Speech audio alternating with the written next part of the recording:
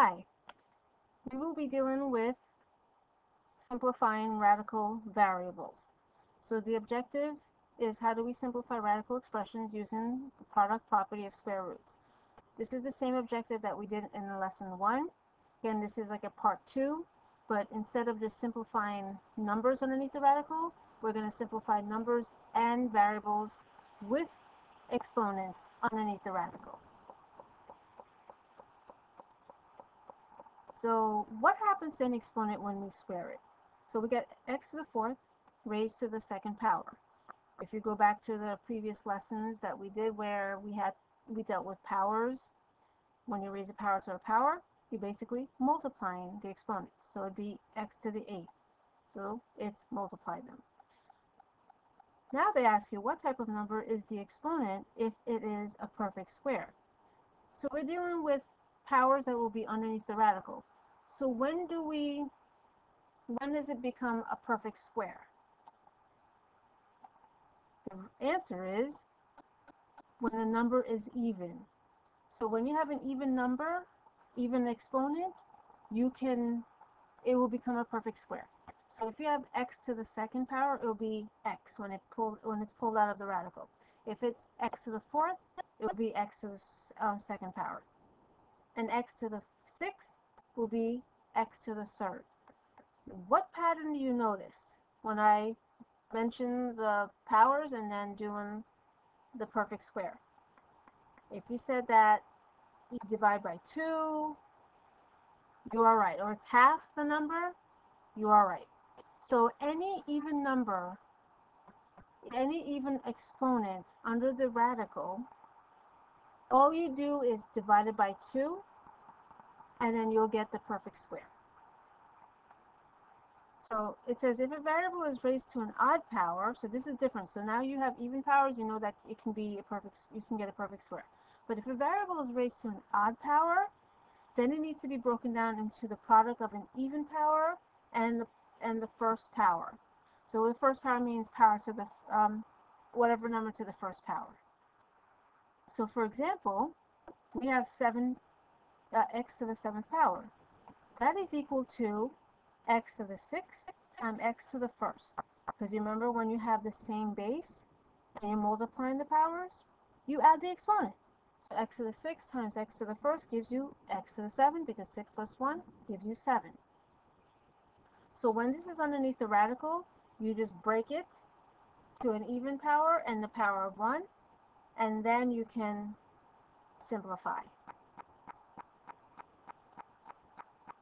Alright, so we're going to see a few examples with odd powers and even powers and numbers and how to simplify them. You should already know how to simplify numbers from the previous lesson. Alright, so the first one says x to the 13th power underneath the radical. So square root of x to the 13th power. It's an odd number, so that means we need to break it into an even and a power of the first power. So notice that this is equal to the square root of 12 x to the 12th times x to the 1st. Now I can deal with x to the 12th because it's even. Anytime you see an even number, you just divide it by 2, and then you will get, well, actually I split it just to break it down even further. Then you do this one first, so it would be x to the 6th, and then since x to the 1 is an odd power, you can't break it down, it will stay underneath the radical, and then you have your answer. Okay, let's do with x to the 5th and y to the 7th underneath the radical. Both of them are odd powers, so that means you need to break them into an even and another power, the first power. So I made the x in blue and the y's in red, so that way you can see what's happening. So notice that the x is broken out to x to the 4th, x to the 1st, and the y is broken to the 6 to the y to the 6th and y to the 1st. And now the next thing, I break it even further down to its individual square roots. So now I can work with them individually. So this one will give me x to the 2nd, this will just stay underneath the radical, and then y to the 6th, divide that in 2, and you have y to the 3rd that will come out of the radical, and then y to the 1st cannot be broken down, stays under. Now, to get to your finalized answer, whatever is outside the radical, you multiply them, and whatever is underneath the radical, you multiply them. So as you can see, I multiply the x squared and y to the third, it's just x squared y to the third, and then the x to the first, y to the first, underneath the radical, will be xy. Let's go on for a third example. So now we have the number and the exponents. Alright, so the first thing to do, I broke it down, anything that was odd, I broke it down to an even and power, first power. Same thing with z to the third.